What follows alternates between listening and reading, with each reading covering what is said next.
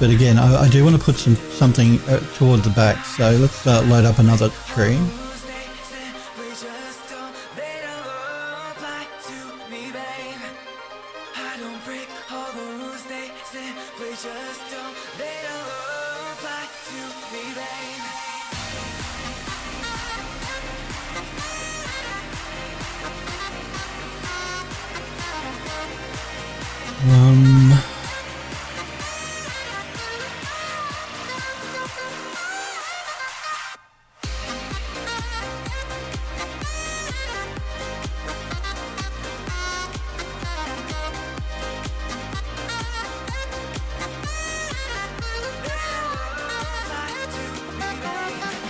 I was trying to avoid using the Japanese maple, but I do like the colour of the leaves on it. The golden colour, that will really help to separate the terrace background from the background, you know what I mean? Let's load it up and have a look at it.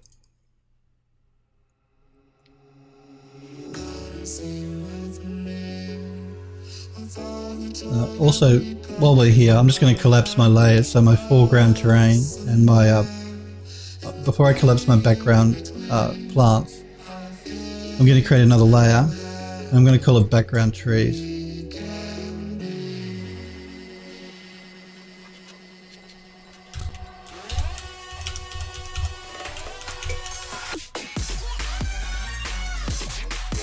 And I'm just going to move that maple tree into our new layer.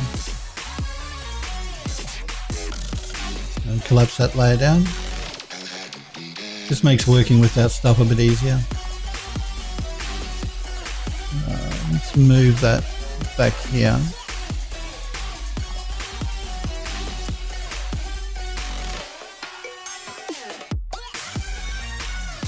Now,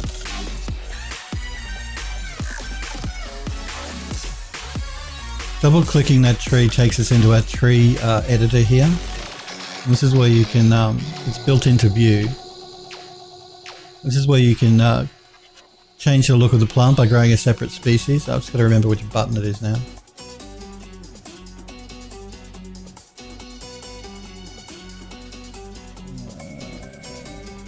Because I tend to use speed tree a lot more than I use this now.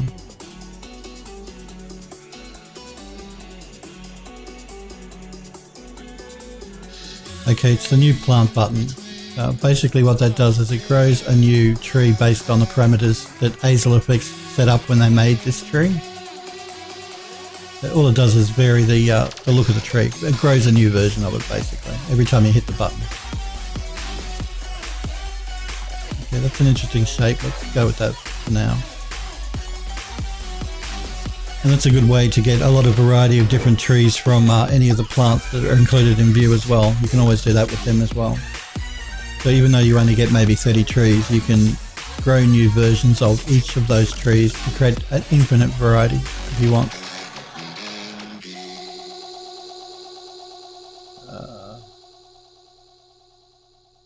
I tend to like to use speed tree to do my trees though, because I have a lot more control over them than you get with this program.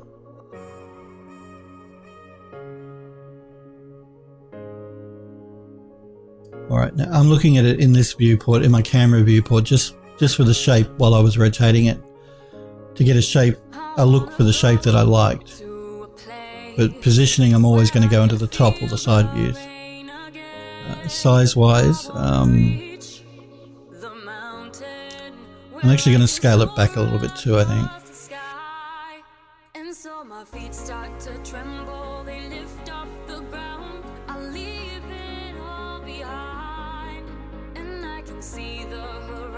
And I think a tree in this dip in the corner of the terrace would look interesting. You know how we have the terrace curves and like a kidney bowl shape? I think putting a tree in that dip there would look quite good. So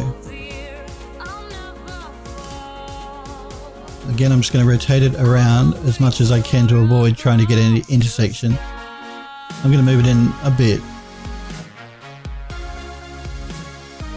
Again, I'm checking my front and side views here to make sure it looks okay. I'm going to copy the tree and paste another copy in. move that over here, but before I actually physically place it, I'm just going to grow another copy by double clicking it to open up the plant editor here, hitting that randomize button until I get a shape that I like the look of. No. You can grow some pretty weird shapes actually. Again, Speed Tree does a better job at randomizing trees than this program does.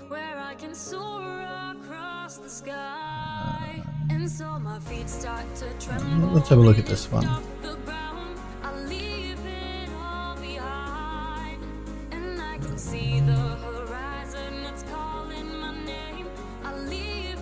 Again, I'm looking in my viewport here as I rotate it to get a shape, to look at a silhouette for the tree that I like the look of.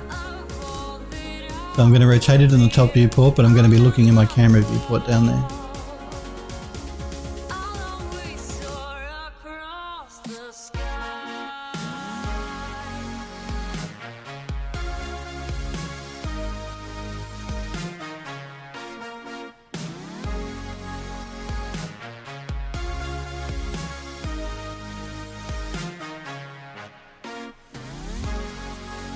Deselect the tree so I can get a better idea of what it's doing. It's actually hidden quite a bit behind the palm and the angel anyway, from this angle at least.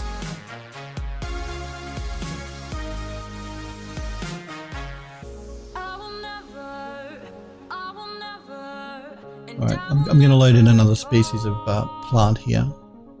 I'll keep those for the moment, so at least until we do a preview render to see what they look like. But I really do want a bushy type tree.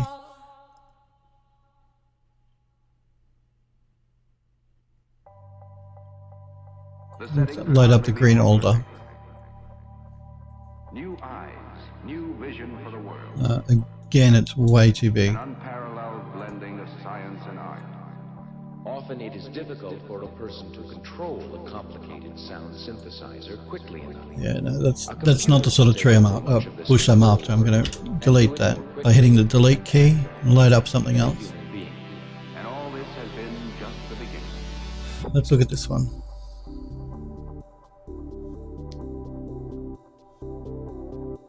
Okay, that's more of what I'm looking for. I'm going to scale it down just a little bit. Now I want to move these to still toward the back of the model. I don't want to start moving it here like this and going out that way. I still want to keep the look of the plants growing around the actual terrace itself. More toward the back though. Again, I'm going to rotate it.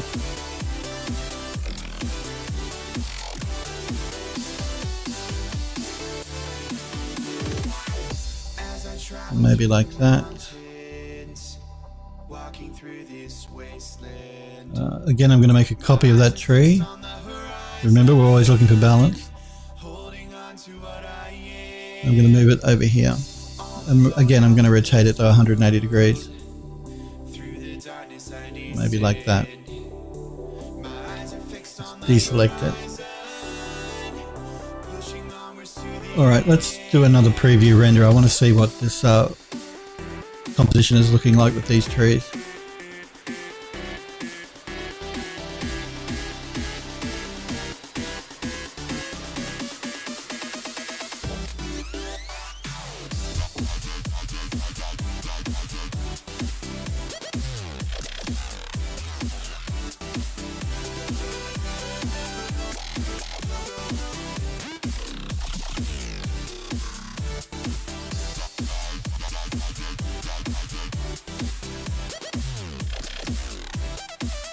Now, what I do want to do here is I want to make sure that I fill up the background here so I don't see any of that horizon line. If you can see it just in the corner there, it's pretty much covered up over here, but not quite here. So I'm going to place another bush just off to the side so that that horizon is completely covered. And that's because I know that I'm going to be placing a background here, and I want to make sure that if I do use an image, you can't see it, and you won't. And the best way to hide it is to place objects in front of the horizon line.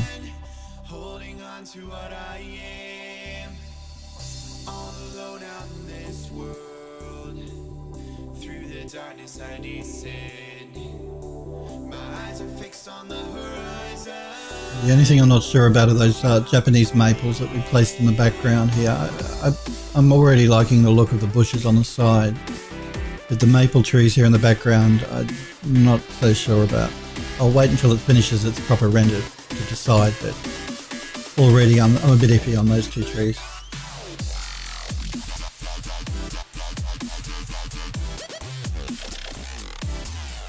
You also want to make sure when you're placing these, when you're choosing trees to put around whatever you're doing, or even just to populate whatever scene you're working on, try and choose trees that have colours in their leaves that are quite distinct from each other. Like you see that this bush here is a much different colour green to this bush here, or to these leaves that the palms are using. I'm not using everything that's either that colour green or that colour green. I'm trying to vary it up as much as I possibly can, and again that'll add more visual interest in the final render. So yeah, just a few things to keep in mind when you're choosing the plants that you want to put wherever you want to put them. You want to make sure you choose plants that suit the environment, look good, but also that the colours of them are quite different so that they contrast each other, which is the same sort of thing we did with the flowers. And the reason we put the flowers in was to add contrast and visual interest to the render.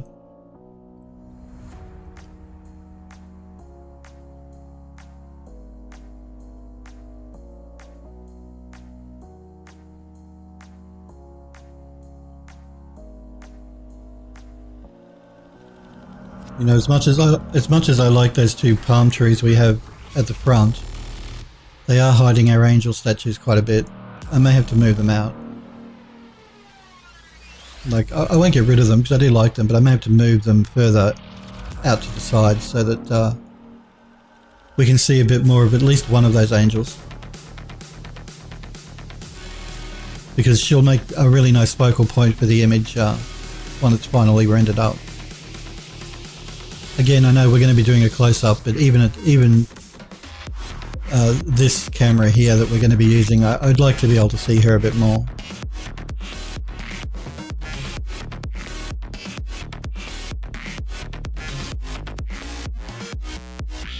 I don't think it needs to be moved very much, just slightly over to the left there and to the right here. I'm not so concerned with having her covered up, but I want at least to see this angel here in this one.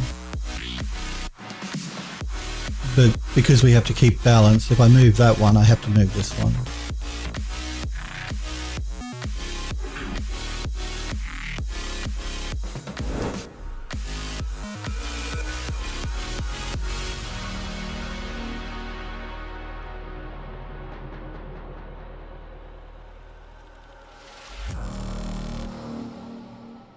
Yeah, I think I am going to get rid of those maple trees in the background. These ones we placed at the very back. I don't like the look of them.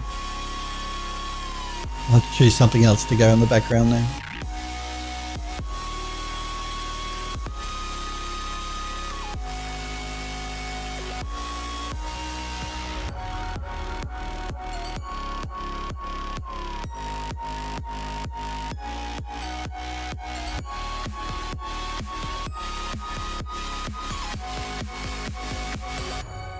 Again, remember guys, for anyone watching, if you have any questions, please feel free to pop into chat. If you've got any work you want me to look at, then pop into chat and post a link. But tell me before you post a link, otherwise Nightbot will time you out. So, but I'm happy to look at any work you're doing, any questions you have. Want to say hello? That's cool. If you just want to watch, that's completely fine.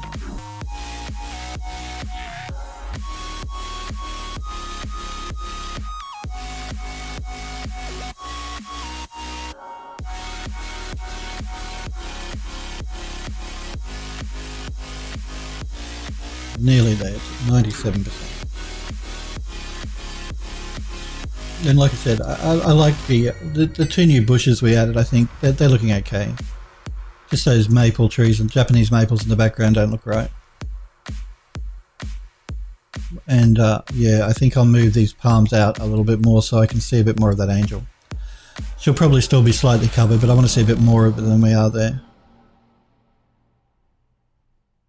These angels are still standing out quite well, so that's good. Again, like I was saying, I'm going to avoid placing anything directly behind these columns in the background because I don't want to detract from those columns too much.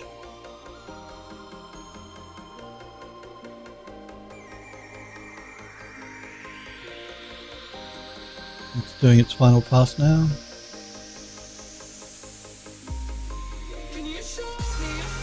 Again, with these preview renders, I'm not using my my render network. When I do a final render, I'll be pulling in another two computers to help speed that render up. But for these preview scenes, because of the way Vue works, it doesn't use your render network to do previews. Okay, yeah, I'm going to pull those palms out. I'm going to remove the Japanese maples. Start cleaning up our stack here a bit.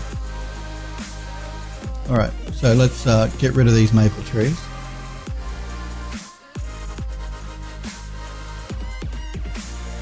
Delete. And delete. I want to move these palms in out to the side a bit more, just so I can see that angel behind it a bit better.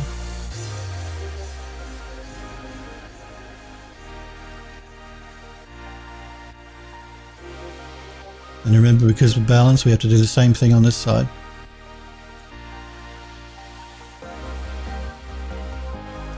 So we can just see a bit more over there. I just wanted a hint of seeing her in the background. I like these two palms in the front. I don't want to remove them, but I just, yeah, like I said, wanted to see a bit more of her. I am going to pull them down a little bit, I think. No, I'm just holding down the shift key to control, to select both objects at the same time. Yeah, I'm just going to sink them into the ground a little bit more.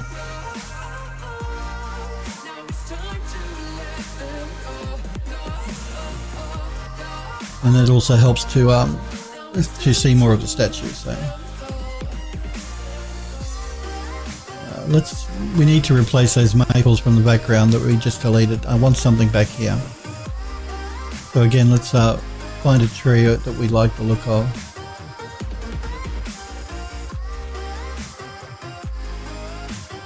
Let's have a look at this. Let's see what this is going to look like. In this case, let's scale it up.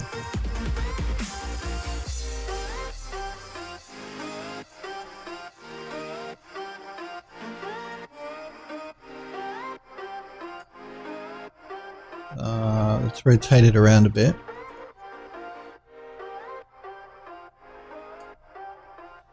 Let's make a copy and move it over to the other side.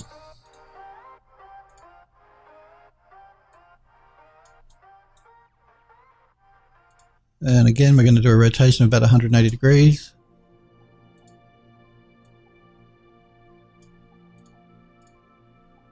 All right. I like already that better than those trees. Just the trees were looking a bit weird. This is actually a flowering bush as well, so it'll help maybe to add a bit more color in the background there too.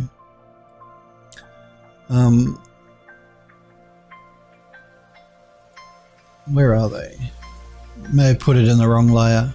Yeah, it did. I want these in the background tree layer. So I'm just going to select it and drag it down for both of them. This one, I think I want to pull out here a little bit more. Again, I'm looking in my viewport here while I do this. I'm not looking in the top, I'm looking at the camera viewport, just to get it as I position it here. A bit like that. I just want to move it over to fill that up a bit more behind that angel. Now this corner, remember I said I wanted to, I don't want to see the horizon line at all, but an easy way for me to fix that is just to grab one of the trees we've already got here and copy it and paste it again. I'm just going to move it off to the side, rotate it around so it's a little bit different from the one we just copied. I'm also going to scale it down. Again, I'm looking in my viewport here as I'm doing this. And then move it just back there. And that helps to fill in our horizon line there completely. So from horizon to horizon, when we do a render here, you can't see the horizon line. And that's going to be really important, like I said, for our background, particularly if we use an image for the background. Completely hide that horizon line.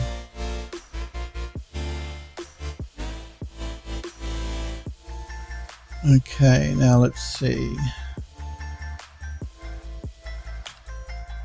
I'm going to zoom out here a bit.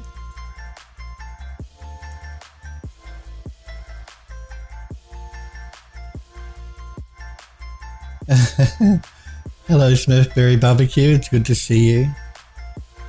You always pop in right near the end of my streams though. We're just setting up some plants around our garden terrace model here. Like I've been explaining, we like to work in layers, or I like to work in layers, so always start with the background, particularly if you're going to start putting things in the foreground, because once you start populating the foreground, you're going to start hiding parts of the background. So work your way from the back to the front when you start, when you're trying to create your 3D environments for these models in view. So we've covered up our horizon line. I'm just going to look at that render we just did quickly. We removed those trees. Oh, okay, you know, that's no problem. I'm joking, dude. I'm joking. Please. I'm happy just to have you here for however long it is. I understand you guys have got to work and you've got other things in your life you've got to do. That's completely fine. So please don't get me wrong. Anybody that, you know, I'm happy that you're here when you're here. All of you, anyone watching. For however long I can have you here watching me. I do understand you guys have got lives and you've got other things you've got to do. That's completely fine. I'm just joking. But it's good to see you in chat, and like I said, you always put a smile on my face with that username. I'm just looking at the render here to get an idea of what I want to put in next. And I'm thinking... I know I'm going to be putting 2 hero trees in here and here, but I do want to do something on these 2 mounds, I think. Not sure what though.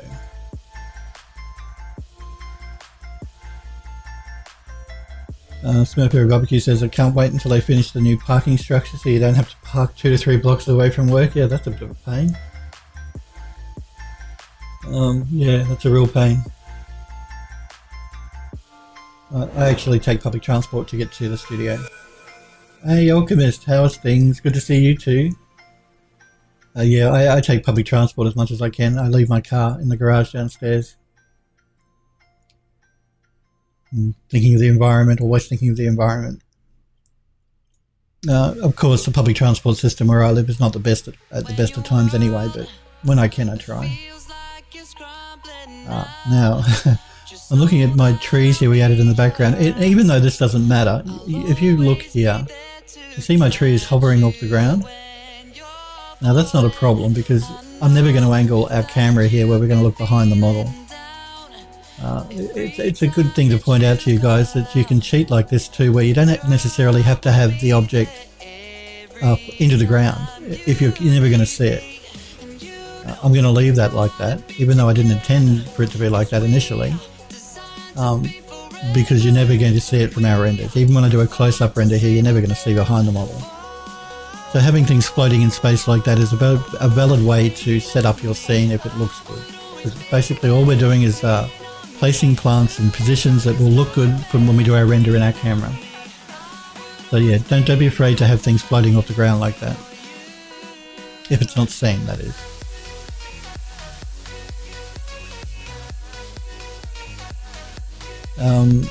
I do want to add something on these two hills here in the front on the grass. Probably flowers, but I'm just not sure how I want to tackle that.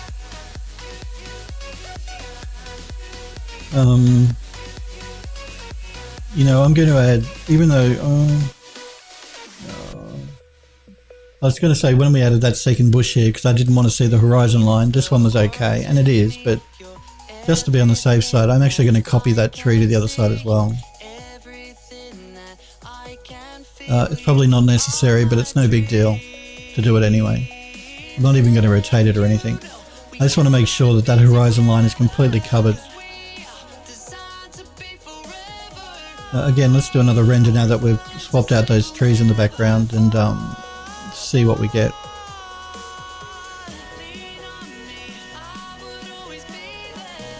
Again, remember guys, this is a preview quality render. It's a very low quality render. When we finish setting up our scene, we will do a high quality render.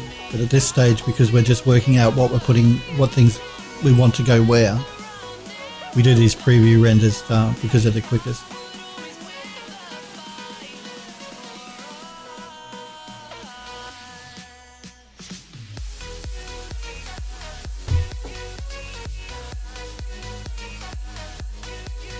Well, thank you, Smurfberry. Hopefully it will.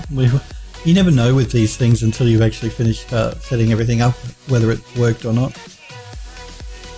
As long as you take your time when you're doing these environments though, and you don't just try and throw everything down willy-nilly quickly, then generally you can come out with an image that will look quite good. Like I said though, always remember with these things to balance and composition in your scene. You don't want to have an unbalanced scene, so too much going on one side and not enough going on the other. And if you take your time when you're laying your plants down, then you can avoid having that problem.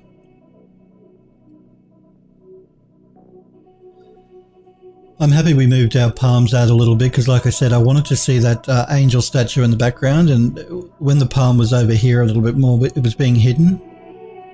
This one's being hidden, but that's okay because we can see this one. Like I said, these two angels are still quite visible, so that's good. And we are going to be doing a second render beauty shot where we pull right up close to the model so that people can get an idea of the details and the textures. So once we've finished setting up the scene for this camera, we're going to create another camera. So we're going to have camera 1 and camera 2. In camera 2, I'm going to pull right up close to the model. So we'll have two beauty renders, this distant beauty render and then one where we're focused right in up on the model.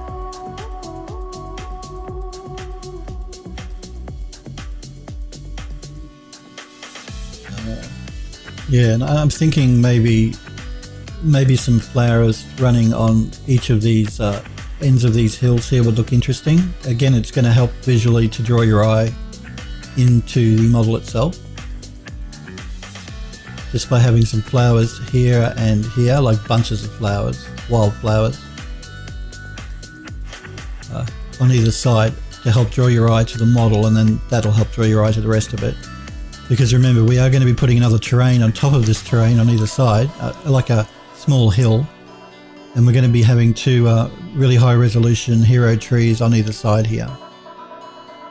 And then I also want to add, after we've put our trees in, our hero trees, I want to scatter some dead leaves and twigs along the sides of the path to give it a bit more definition. And again, that'll help draw your eye into the picture. But we work from the back and work our way forward, because once you start putting things in the foreground and hiding things in the background, it's going to get harder for you to see exactly what's going on. So always work back and work your way forward, but always do work in layers.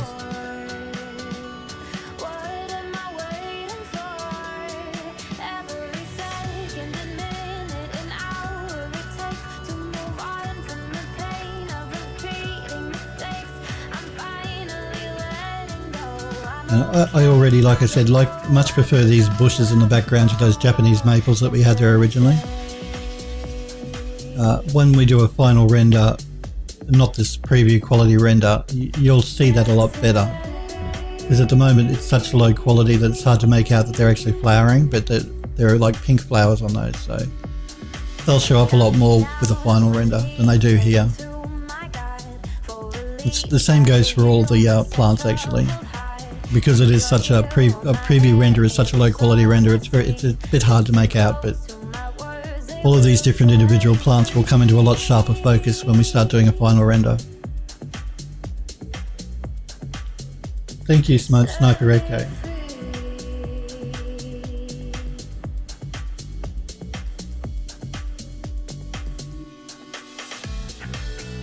We're at 94%. We'll just wait for it to finish so it can do its final light pass and that'll lighten things up a bit more.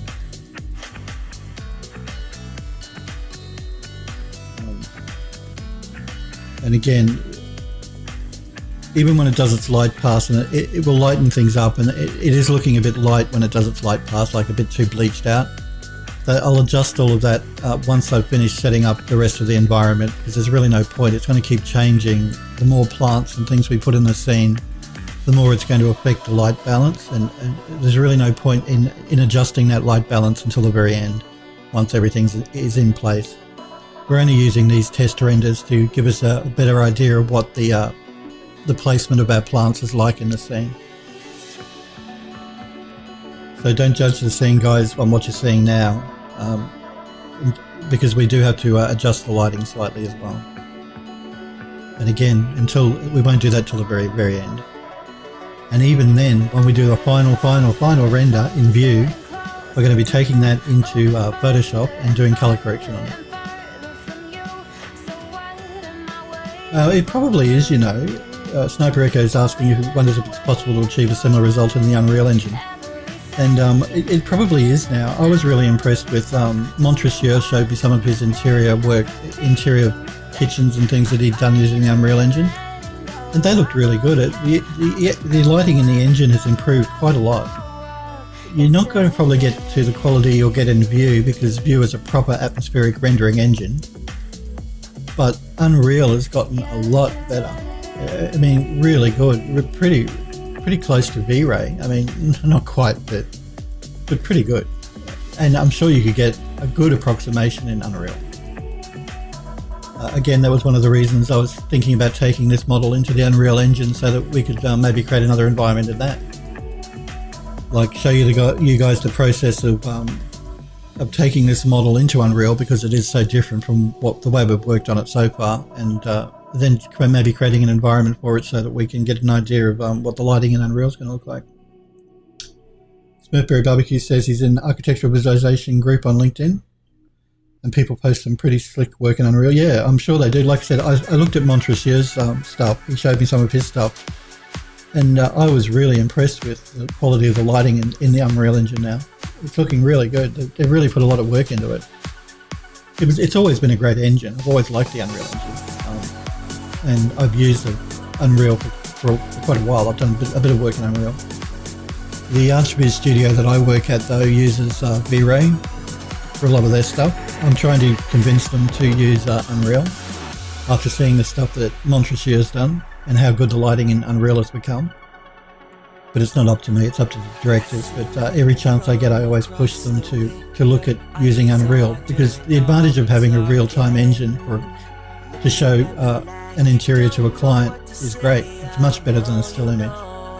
Being able to have the client actually walk through the building or the room. They're just, you know what some of these companies are like. The directors do things a certain way, and it takes a lot to get them to change. And the studio is so used to using V-Ray that, yeah. But I'm trying. I'm pushing every chance I get. I'm pushing them to try Unreal. And even if they won't do it, I want to do some work on it. I think it's a good thing to be using the Unreal Engine in Archviz, because yeah, the lighting has really improved a lot. And like I said, Sniper Echo was asking me what I was going to be working on once I finished doing this stuff, this garden terrace. And I was either thinking of doing taking this garden terrace into Unreal and maybe setting up another environment in that program and checking that out and showing you guys the workload to take this model into Unreal, because it is quite different from what I've shown you so far to take it into Vue, or doing some photogrammetry work, which is what I use to create the angel statues. I'm not sure which way I'll go yet. What I'll do after this, we'll wait till we finish this and then I'll think of something.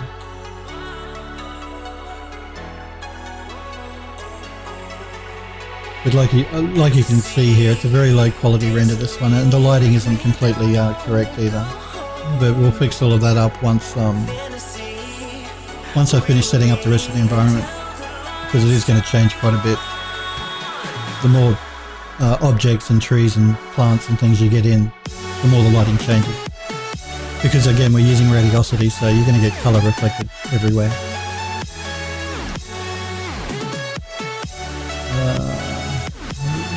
I think we might leave it there though for today, guys. We've put a few trees and bushes and things in the background there around our terrace.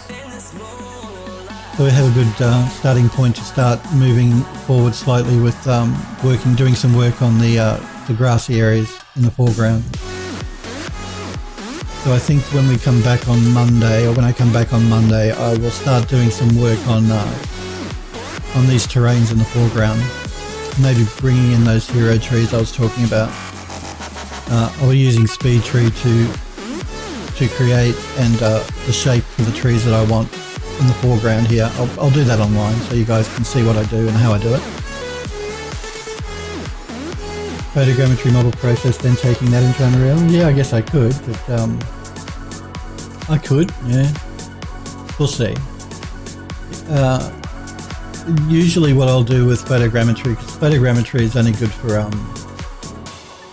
creating objects like statues, like these things, or you can do larger. I have done buildings actually as well, but usually photogrammetry I use for objects that I will then create something around. A good example is this model, where the angels themselves were created using photogrammetry, but then I used them to create the terrace. I prefer to work that way than just say creating a small object using photogrammetry and then taking that into Unreal. And I mean, you know, when I do my work, I like to create a complete scene or create a complete model at least. So we'll see. We're still working on this one. We're still going to finish doing the environment for this, and then we're going to do the color correction for it before we're finished with this project anyway. So you guys have a think about what you'd like to see, what you want to see. If you guys want me to do some work in Unreal, let me know. If you guys want to see some more photogrammetry type work, then let me know. You can tell me online in my chat, or you can email me or message me on Twitch, whatever. I'm happy to do any work that you guys are interested in. Like I said, I'm on Twitch to interact with you guys and to help you as much as I can, so I'm not here just to work on my own stuff. If you want to see something in particular, you let me know. But for the moment, we'll concentrate on finishing this up because we've spent so long making the model and texturing the model, and now we're getting to the environment stage, and then we'll do the color correction. Then we'll be done with this project. But we've probably got a few more streams yet before this project will be finished.